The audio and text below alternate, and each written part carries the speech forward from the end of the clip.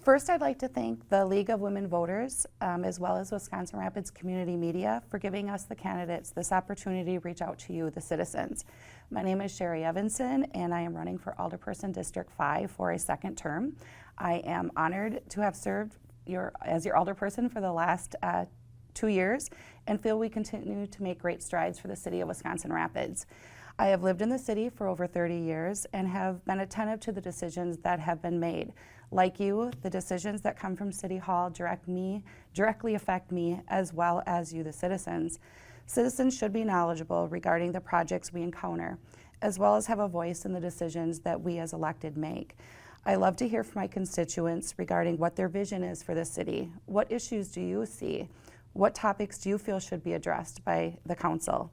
Along with recommendations from staff and citizens and research conducted, I look at the big picture and make a decision on what is best for the city of Wisconsin Rapids.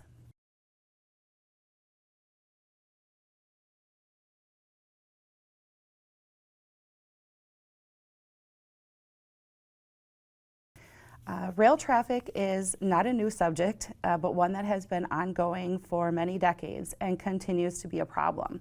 A rail traffic feasibility study was recently conducted and approved by a committee that I serve on the Public Works Committee, and was recently completed and discussed by council. Staff also developed an online survey where citizens were able to provide input regarding what they believe to be the issues that they feel regarding the rail traffic problems. Noise to train delays were a couple of the biggest hurdles citizens identified. The report contains similar solutions that were presented back in the study from 2000 and could include an underpass and possibly moving the rail altogether. However, with these solutions comes a great expense. The council recently decided to begin discussions with the DOT and CN to begin initial talks regarding financing and grant options. It is a state highway, so in order to lessen the financial burden on the taxpayers of Wisconsin Rapids, state buy-in is essential. There are possible grants and funding options that I'm excited to be able to participate in developing a solution to the extended train delays and the noise issues. We mustn't forget, however, that rail traffic is essential to the manufacturers in the community, and they do provide a huge cost savings for these businesses, a reduction in pollution for the city and surrounding communities. So finding a solution that works for all is very important.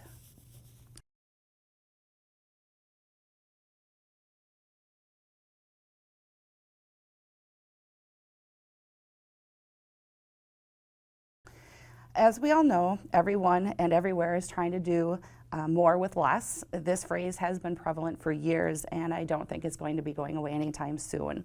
Part of our jobs as alderpersons is to approve a fiscally responsible budget, and part of that process is meeting with the departments to listen to their ideas of how they feel they can find tax savings within their presented budgets. Are we duplicating services anywhere? What services are required to provide by federal and state law? Assessing these answers with what services the citizens of Wisconsin Rapids expect the city to provide to have a sustainable city, such as parks, the zoo, the library, etc., all have to be considered before any cuts are decided. Finding grant dollars and alternative funding sources are critical, and I feel that our staff do a good job of doing this. I do feel that we could increase revenue sources and services that we do provide to surrounding communities, making sure the municipalities that we provide services to are paying their fair share, so the citizens of Wisconsin Rapids are not the ones paying their bill.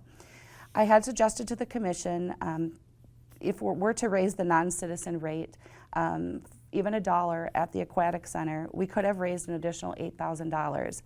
Possibly raising the compost site fee pass could also be another revenue source. It's not much, but every little bit helps. Last year, we approved the transportation utility, which covers special assessments for sidewalk reconstruction and repair for existing sidewalks, which eliminates citizens from this expensive burden. There was some money left over, which will be used for roads as well. The amount we delegated is a great start, but we could always be revisited. We have to find a good medium because we can't make it so expensive that people don't want to live here, but we also have to recognize the services and goods that the citizens expect and determine at what cost.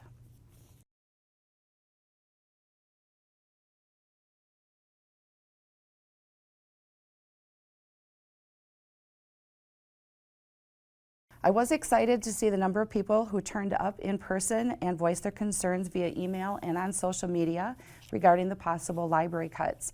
I was not surprised at the turnout. It just goes to show how simply making a decision with an across-the-board cut can turn out to be a bad decision.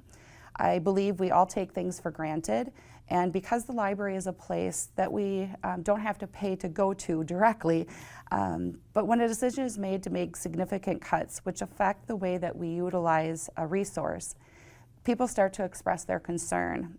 Thankfully, that is exactly what happened. I do believe, like every budget, we as a council need to use a ton of detail and ask questions as to what services are utilized. What could we do to keep operating expenses low while still providing the similar services? I believe the McMillan Memorial Library Board members, as well as our current library director, have been doing an outstanding job of really making a fresh start and putting many different procedures and policies in place that have identified ways that they can continue to operate successfully, being more fiscally responsible. That is why I feel it is so important that we as a council thoroughly ask questions regarding these budgets.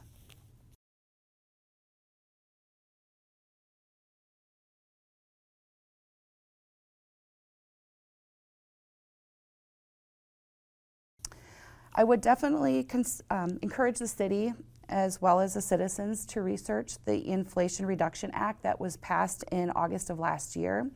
This act actually builds from the Infrastructure and Jobs Act that was passed in November 2021. There are many facets to this act, such as credits and grants that can assist with lowering energy costs, investing in clean energy solutions, which would also help with new construction or upgrades to public transportation, electric grids, emission reductions. The grant money could be used for electric upgrades, solar options, biodiesel, alternative fuels, etc. This is a new program, and governments, businesses, and citizens alike are all beginning to pick apart this program.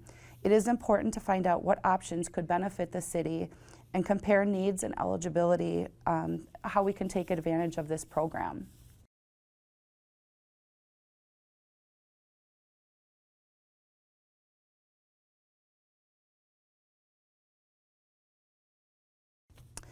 If you, the voters, elect me once again to be your alderperson for District 5, I will continue to listen to the issues you encounter and will continue to strive for the City of Wisconsin Rapids to be the best that it can be.